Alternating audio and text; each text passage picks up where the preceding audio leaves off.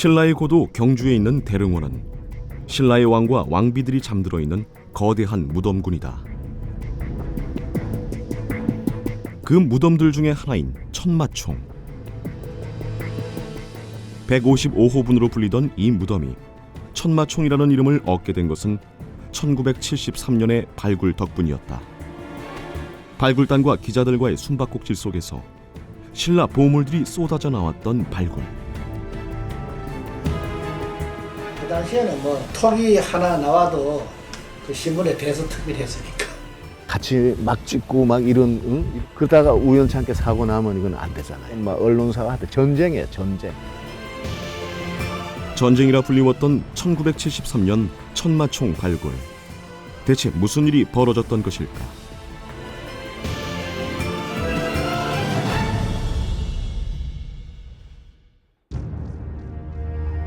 신라 천년왕조의 비밀이 담겨있는 거대한 무덤군 대릉원. 1970년대 신라 왕릉의 발굴 사업은 국가정책 목표 중 하나였다. 박정희 대통령이 경제개발과 함께 문화유산의 계승을 당면 과제로 정하면서 가장 규모가 큰 황남대총이 첫 번째 발굴지로 선정된다.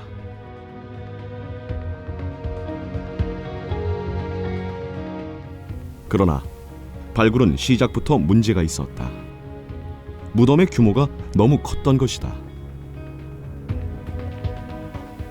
처음에는 아마 황남대총 98호 고분을 발굴 조사를 하기로 된 것인데 워낙 규모가 크다 보니까 선뜻 달려들지를 좀 하기가 어렵잖아요.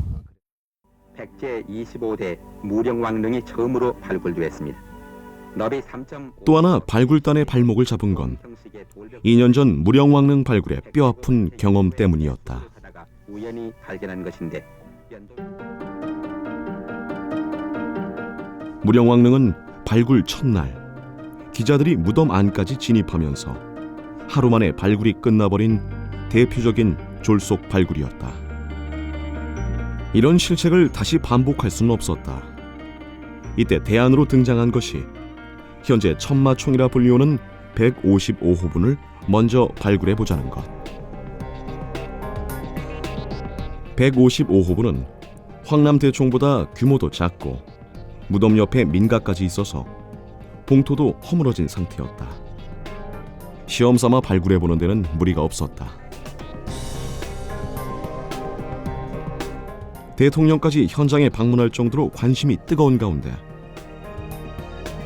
일본에서 고건축학을 전공한 김정기 단장을 필두로 각계 전문가들로 발굴단이 꾸려졌다. 몇 안 되는 고고미술사 전공자인 윤근일 씨도 있었다.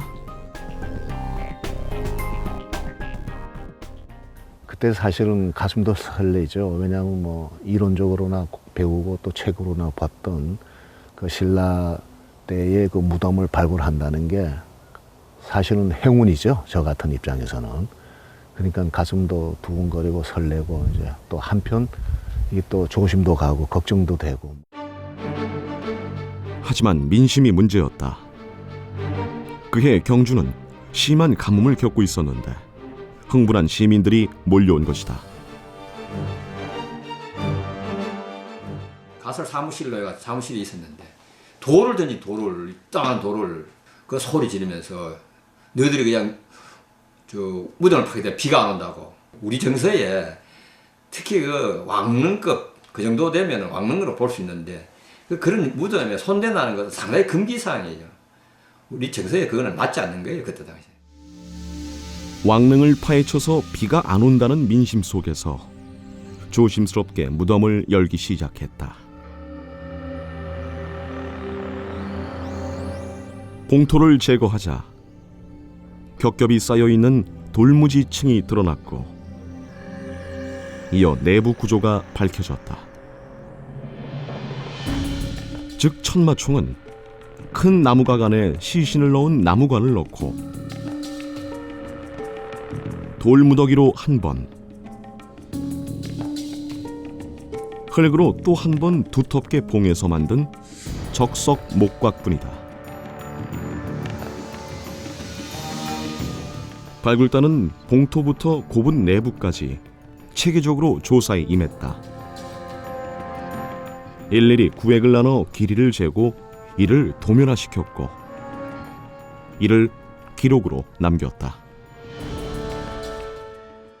도면을 필요로 한 걸 느낀 사람이 원래 그 초대 소장으로 계시는 김정희 박사님이 도면이 있어야 이 크기라든가 높이 이런 걸 알 수 있다는 걸 그분이 인지하고 저를 거기다가 투입시킨 거죠. 그래서 무령왕릉에서 하여튼 그 부족한 다 채워가지고 차근차근 하는 걸로 그렇게 계획부터 잡았지 않나 그렇게 생각합니다. 극심한 무더위 속에서 발굴단이 지쳐갈 무렵 놀라운 일이 벌어졌다. 흙 속에서 순금제의 귀걸이가 모습을 드러낸 것이다.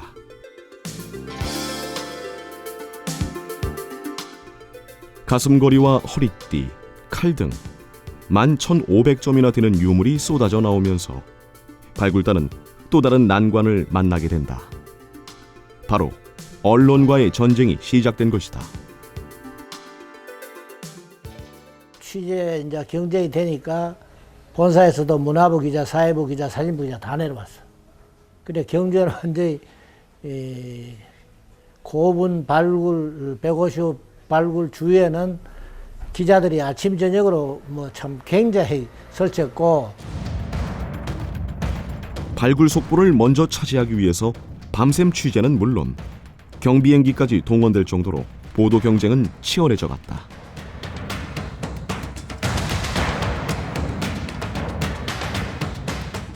원래 1월 1일자 신문은 제호 옆에 바로 대통령 신전사가 실리게 되어 있어.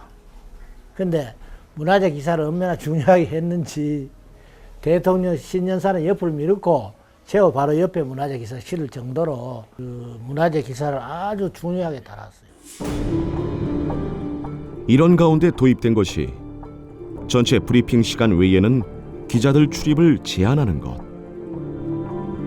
그러자 경쟁은 더 치열해져 갔다.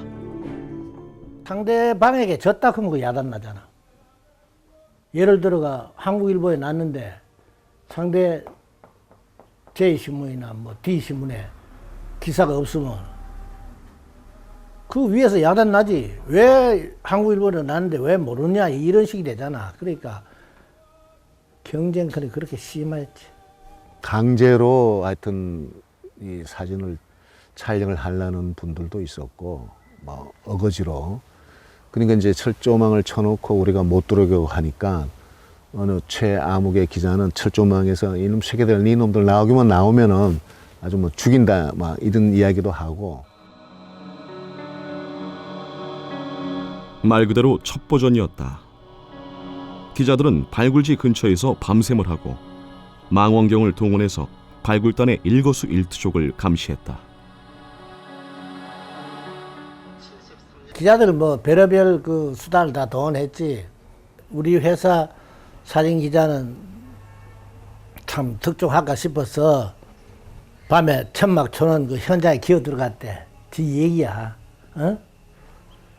들어가서 뭐 보니 그게 전부 덮어놓고 그건 뭐 흙이 범벅이 돼가 있는데 몰라. 얘한테 욕심해서 들어갔는데 이렇게 밤에 살피고 있는데 뭐가 발에 뭐가 까질까질한 버리가 쥐가 와가지고 그 기자분들도 이제 자꾸 노련해지는 거야. 그러면 우리가 유물층에 들어가면 그 안에는 이제 목질하고 거기에 있던 다른 이물질하고 이게 되면 콜타로 같이 끈적끈적한 그런 그 흙들이 돼요. 그러면 이제 운동화를 우리가 처음엔 몰로 한 킬로를 가지고 거기 들어갔다가 조사하고 나서 밥 먹으러 나가고 이래 하면은 신발에 묻어 있잖아. 그럼 기자분들 예리한 기자들 지금쯤 유물층에 도달했구나 는 걸 아는 거예요. 그래 또 기사도 쓰고 그래가지고 우리도 또 머리 쓴다고 신발을 2킬로를 하나는 현장에서 신는 신발 하나는 현장에서 집으로 갈 때 신는 신발 서로 이제 그러니까 한 수 더 하면 우리도 또 하나 이렇게 업그레이드 해서 하고 그런 식으로까지 조사를 한 거는 아마 없을 거예요. 그 당시 정말 이건 뭐 어떻게 보면 전쟁이야.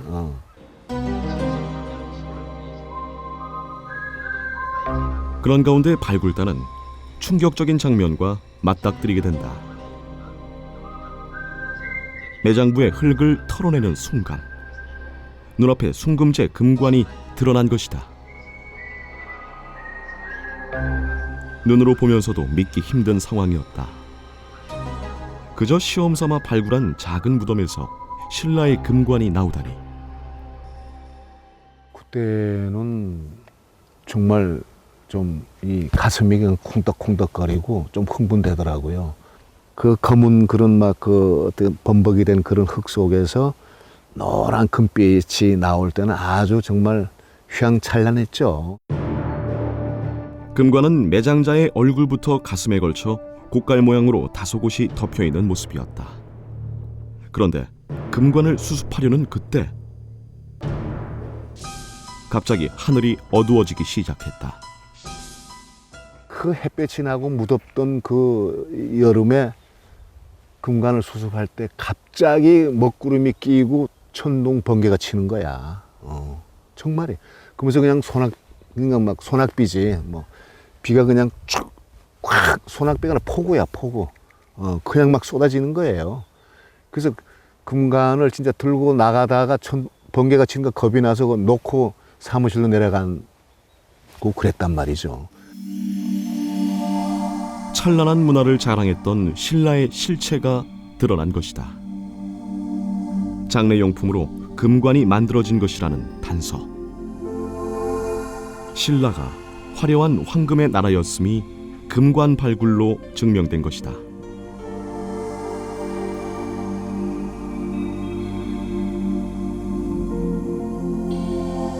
놀라움은 거기에서 그치지 않았다.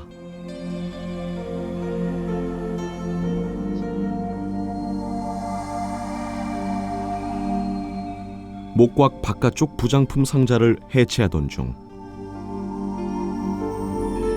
한 무더기로 뒤엉켜진 말장식 마구들이 나온 것이다. 응급처치를 마치고 마구 덩어리에서 말 안장을 덮었던 흙다래를 떼어내 조심조심 흙을 털어내는 순간 이번엔 그림이었다. 그동안 어디서도 보지 못했던 것. 하늘을 가로지르며 구름처럼 나는 우아하고 아름다운 말의 그림. 천마도였다. 누구도 생각 못했던 그런 그 유물이에요. 그래서 사실은 뭐 그런 그림 자체가 신라 때 그런 그 그림 자체가 있다는 것도 아주 놀랬고, 그래서 아마 단장님도 그 당시에는 굉장히 뭐 약간 흥분된 어조로 야 이거 조심해서 이거 수습해야 된다고 그러고 이렇게 한 기억이 나요. 세로 53cm, 가로 75cm, 약 6mm 두께의 자작나무 껍질에 그려진 천마도는 고대 신라의 유일한 미술품이자 획기적인 작품이었다.